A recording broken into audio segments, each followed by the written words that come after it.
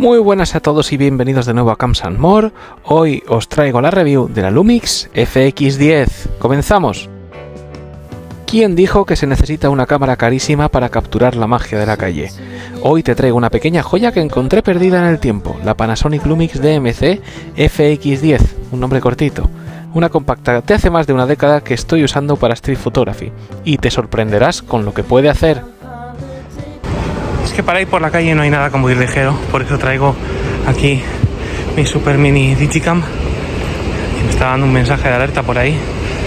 Y bueno, veo gente aquí muy preparada, con trípodes, con camarones.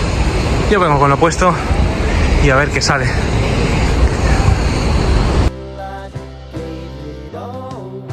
La verdad es que el agua está en calma absoluta hoy, da gusto, es una pasada.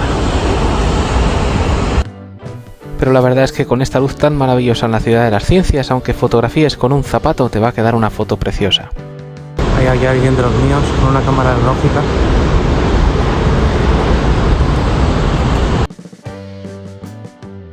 Y por esto molan tanto las Digicam, porque por 150 gramos de peso que puedes llevar extra en la mochila, mira qué fotos te puedes traer. Mola más que el móvil, te lo digo ya.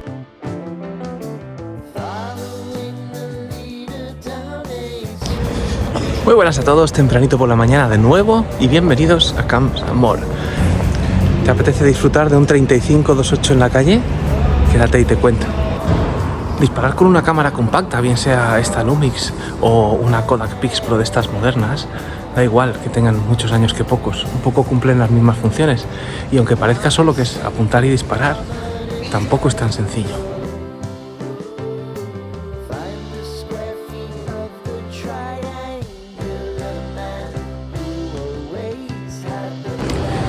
Es cierto que con este tipo de cámaras no te has de preocupar de enfocar, no te has de preocupar de apertura, de velocidad, lo hacen todo automáticamente.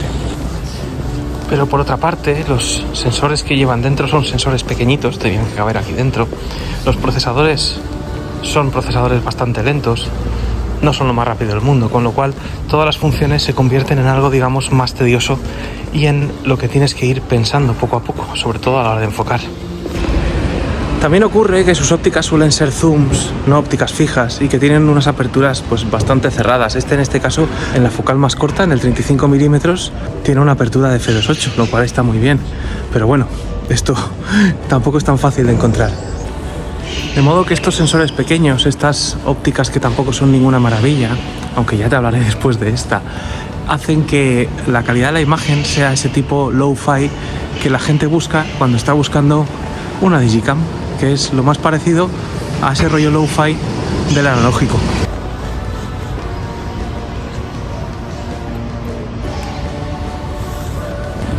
Igual que ese proceso de ralentización a la hora de tomar la imagen hace que este tipo de cámara sea más parecido a una cámara de carrete que a una cámara digital. Pero bueno, con sus diferencias. En definitiva, por todos estos motivos, ¿es una Digicam una cámara ideal para principiantes? ¿O es una Digicam una cámara ideal para fotógrafos avanzados? También es verdad, querido amigo, que con todo esto de las Digicams hay un mundo detrás.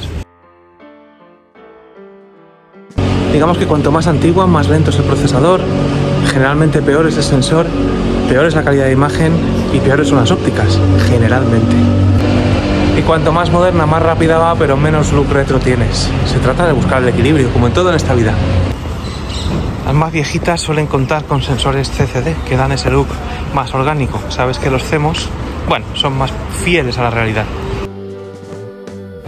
Pero tampoco pretendas exigirles mucho en condiciones de baja luminosidad. En poca luz es donde más van a sufrir, sobre todo en temas de autofocus, en temas de ruido, en tema de calidad de imagen en general. Entonces, mejor mantenerla a la luz. Y si te has venido fijando durante el vídeo, te habrás dado cuenta de que esta Lumix es tremendamente pequeña, que cabe perfectamente en la palma de una mano, más pequeña que un paquete de tabaco incluso. Como verás, por la parte superior es tremendamente minimalista, plateadita, marca y modelo a la izquierda, los agujeritos del micrófono, el botón de enchufar la cámara, el slider del zoom, más y menos zoom, el botón de obturación y a continuación lo que vemos es un botoncito para la estabilización.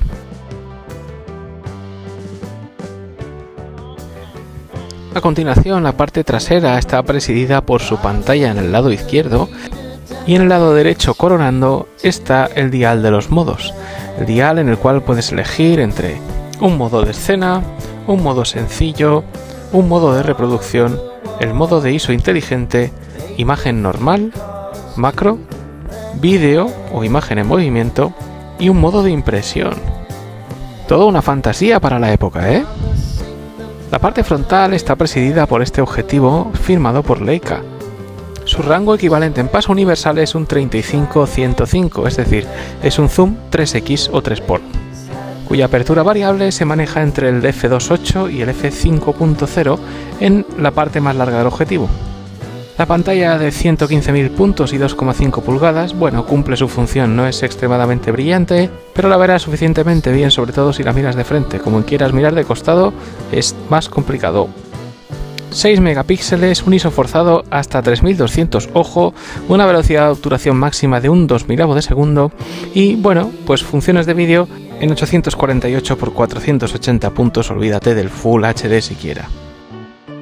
Y puedes estar admirando la calidad de este sensor en su máximo esplendor, un sensor CCD de 1/2,5 pulgadas, pequeñito. Y en cuanto a la tarjeta, puedes utilizar tarjetas SD o SDHC. En definitiva, toda una batería de características que hacen que esta cámara dentro de las Digicam sea de lo más usable posible. Entonces, si te gusta la fotografía callejera, este tipo de cámara puede ser ideal para ti. Tienes que tener en cuenta, ya te digo, la velocidad no es la más rápida del mundo y eso que esta, la verdad es que se defiende bastante bien.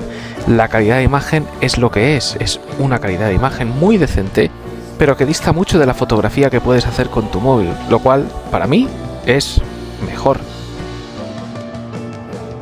Y ya ves que con un poco de gracia puedes conseguir fotografías espectaculares, entonces, al final, para mí, es una recomendación firme y seria.